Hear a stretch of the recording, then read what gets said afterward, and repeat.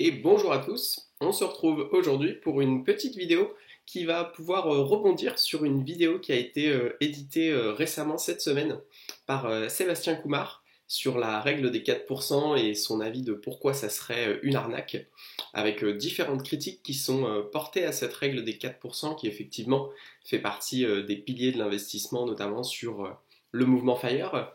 Donc je voulais apporter un petit peu ma pierre à l'édifice, discuter un petit peu des critiques qui ont été apportées, potentiellement en apporter d'autres. Je tiens à dire que je trouve que le travail de Sébastien Coumard est vraiment un travail de qualité, un travail qui permet à beaucoup de gens de s'intéresser à l'investissement, qui apporte vraiment des notions très sérieuses et très intéressantes. Bien que j'ai des divergences d'opinion sur les méthodes optimales d'investissement, je pense qu'on a quand même beaucoup d'idées en commun. Néanmoins, voilà, je vais rebondir sur cette vidéo qui me paraît assez intéressante sur les différentes critiques qu'on a pu entendre au sujet de la règle des 4%. Donc, je les ai notées juste ici. Si vous avez regardé la vidéo, une des premières critiques qui est apportée, c'est l'idée que la règle, effectivement, a été déterminée selon des études qui datent d'il y a 30 ans. Et donc l'idée, ça serait de dire que le contexte économique global, que ce soit notamment le rendement des obligations, mais aussi le niveau d'inflation, était beaucoup plus avantageux il y a 30 ans. Alors effectivement, c'est vrai. Par contre, il faut bien comprendre que les études qui ont été menées pour déterminer la règle des 4%, il s'agit de backtests, c'est-à-dire de vérifications statistiques historiques, qui ont été faites sur des périodes de 30 années glissantes. Et ces 30 années glissantes, elles prennent en compte la période de 29, elles prennent en compte la Première Guerre mondiale, la Deuxième Guerre mondiale. Et Dieu sait que pendant tout ce XXe siècle, il y a eu des périodes qui ont été absolument dramatiques en termes de rendement des actifs, que ce soit au niveau des obligations ou que ce soit au niveau des actions, et il y a eu des périodes d'inflation absolument galopantes. Donc cet argument, il ne tient pas vraiment la route, puisque bah voilà, le backtest en lui-même a été fait sur ces périodes-là. Donc aujourd'hui, effectivement, on est sur une période où les obligations rapportent peu et où sur l'inflation est galopante. Néanmoins, même dans des situations de ce type-là, la règle des 4% stipule que l'on peut retirer effectivement 4% de notre capital chaque année, sans pour autant avoir à manquer d'argent au bout d'un moment. Donc ça, c'est le premier point que je voulais aborder. Le deuxième point, c'est l'idée selon laquelle les retraités, lorsqu'ils partent à la retraite, n'ont plus une vision long terme, mais ils ont une vision annuelle. Alors évidemment, il y a une part de vérité là-dedans, et c'est tout à fait vrai que la vision long terme de dire oh, la bourse gagne 10% par an, bah effectivement, c'est vrai que si vous avez 30 ans devant vous, si vous avez 70 ans et que vous vous posez la question de combien vous devez retirer chaque année, c'est pas vraiment la même logique que vous avez. Donc effectivement, la vision long terme, elle concerne la période d'accumulation, c'est-à-dire la période pendant toute votre jeunesse et votre période d'adulte où vous allez accumuler du capital, mais non pas pendant la période de retrait. Ce qu'il faut comprendre, c'est que pendant la période de retrait, le portefeuille d'actifs que vous allez utiliser, il va être modifié, il va être métamorphosé. Vous n'allez pas garder une allocation typiquement avec 100% actions alors que vous avez 70 ans et que vous devez retirer de l'argent chaque année. Parce que si vous faites ça, et c'est effectivement l'exemple qui est pris par Sébastien Coumard dans sa vidéo, dès qu'il y aura un crash, vous serez obligé de vendre des actions au pire moment. Et dans ce cas-là, effectivement, ça semble être une stratégie absolument stupide. Mais ce qu'il faut bien comprendre, c'est que la règle des 4%, déjà, elle a été éditée selon un portefeuille qui n'est pas à 100% actions. C'est un portefeuille avec 50% actions, 50% obligations. Et ce qui aujourd'hui est conseillé, c'est plutôt de faire quelque chose comme 50% actions, 40% obligations, 10% cash. Ça vous permet d'avoir ce qu'on appelle la stratégie des sauts, la stratégie des buckets en anglais. Et ça vous permet chaque année eh bien, de prendre dans le saut qui a performé le mieux. C'est-à-dire que si vous êtes dans un crash total où tout s'est cassé la gueule, actions et obligations confondues, eh bien votre cash il est resté intact, vous allez utiliser votre cash pour vos dépenses courantes. Si vous êtes dans une année exceptionnelle où les actions ont eu des rendements incroyables, vous allez taper dans vos actions qui sont au plus haut possible. Donc c'est probablement un bon moment pour vendre. Et à l'inverse, si vous êtes dans une période un petit peu d'entre-deux où les gens ont quand même essayé de changer leur allocation, donc petite baisse des actions, petite augmentation des obligations, et bien là vous allez pouvoir vendre vos obligations. Donc on comprend bien que effectivement, quand on est vieux, on n'a pas la même vision long terme que pendant la période d'accumulation. Néanmoins, avec un portefeuille adapté à une stratégie de retrait, avec du cash, des obligations, des actions, eh bien on peut tout de même conserver un niveau de retrait constant sans que ça pose problème et sans qu'on soit obligé de vendre au pire moment des actions. Bien évidemment, c'est un facteur à prendre en compte. Ensuite, il y a la question de manquer d'argent.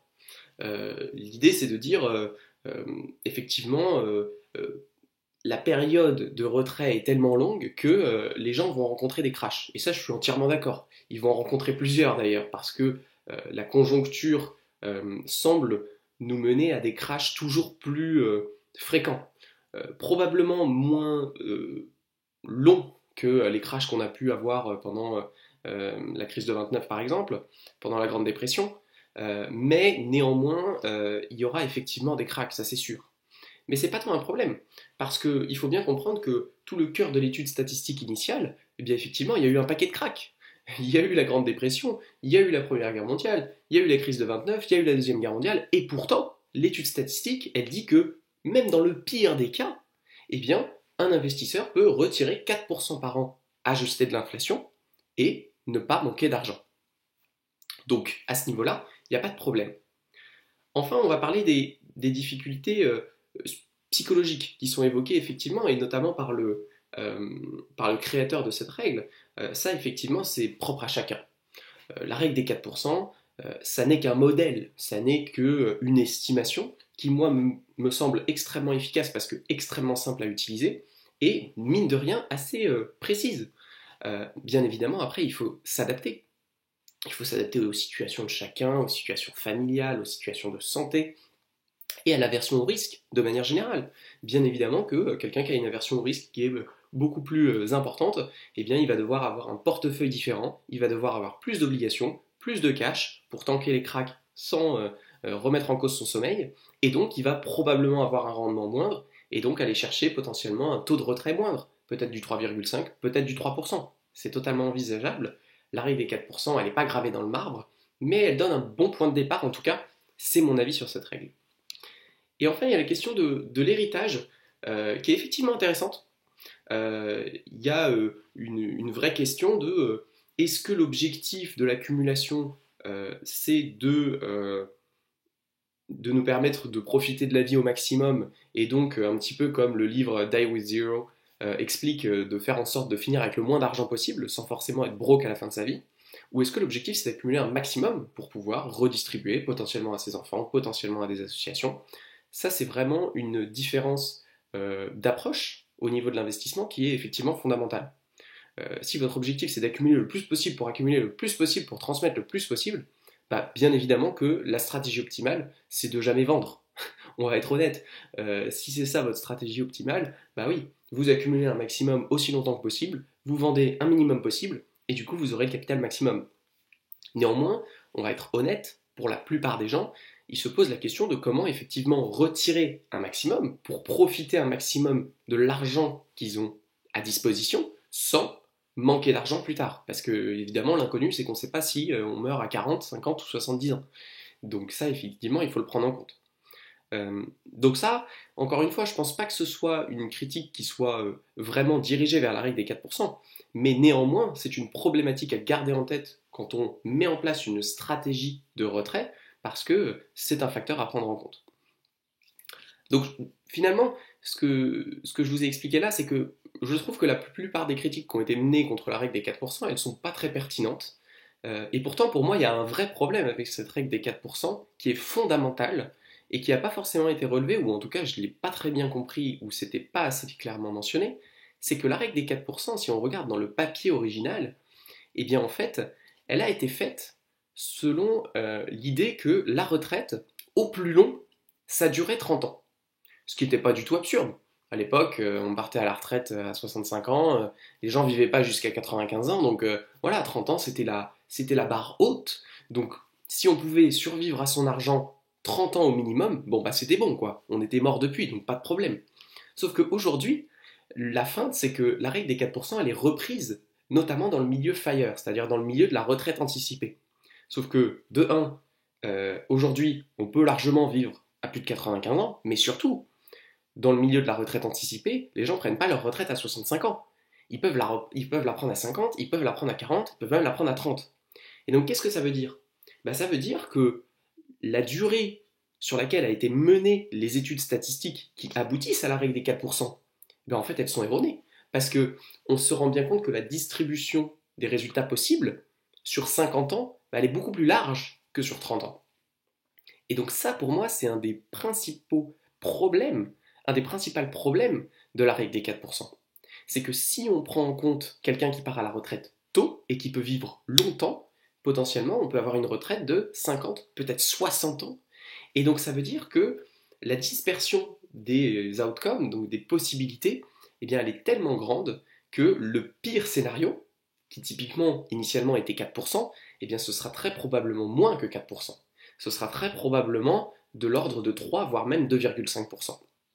Donc c'est pour ça qu'il est extrêmement important de garder ça en tête, notamment lorsque l'on raisonne sur de la retraite anticipée. Si on raisonne sur de la retraite classique, je pars à la retraite à 70 ans, 30 ans, il y a quand même peu de chances que je vive 100 ans, c'est possible, mais bon, c'est pas incroyable. La règle des 4%, elle est pertinente. Si vous partez à la retraite à 40 ans, la règle des 4%, elle est tout sauf pertinente. C'est un bon point de départ, ça vous donne un ordre d'idée du capital que vous devez acquérir pour générer un certain niveau de revenu, mais clairement, il va falloir la revoir à la baisse. Et ça, pour moi, c'est vraiment le plus gros point noir de la règle des 4%, c'est que beaucoup de gens qui utilisent cette règle, n'ont pas lu l'étude initiale, et ils se trompent, ils pensent que l'étude initiale dit vous manquez pas d'argent tant que vous retirez 4% ajusté de l'inflation pour l'éternité. Sauf que non, en fait, c'est vous manquez pas d'argent si vous retirez 4% ajusté de l'inflation pendant 30 ans. Sauf que 30 ans et l'éternité, c'est pas pareil. Donc le gros point noir pour moi, il est clairement là. Et c'est vraiment ça qui, à mon avis, fait une grande différence. Donc je vous remercie d'avoir regardé cette vidéo jusqu'au bout. N'hésitez pas à vous abonner si ça vous a plu. Merci à Sébastien Coumard d'avoir fait cette vidéo qui m'a inspiré celle-ci.